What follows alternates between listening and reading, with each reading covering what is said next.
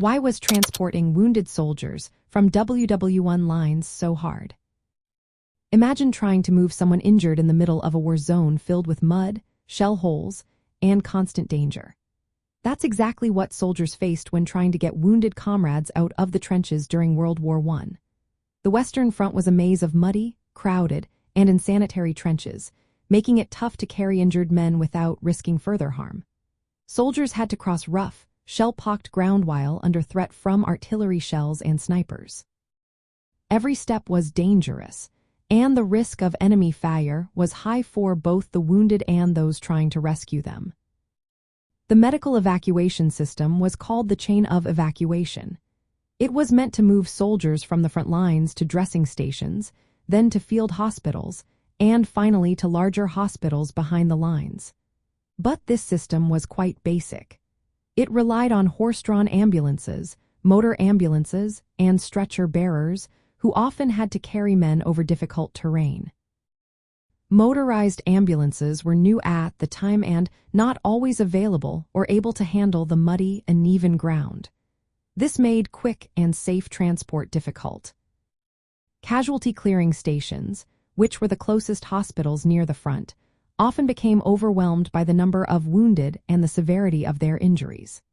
From there, wounded soldiers were moved by ambulance trains, hospital barges, or ships to larger medical facilities farther away. Moving patients over long distances was complicated because they had to be stable enough to survive the journey. Sometimes, injuries were so severe that the journey itself risked worsening their condition. The injuries caused by artillery shells, bullets, and poison gas were often severe and prone to infection. Wounds could quickly become infected with tetanus or gas gangrene, especially because the muddy soil was full of bacteria.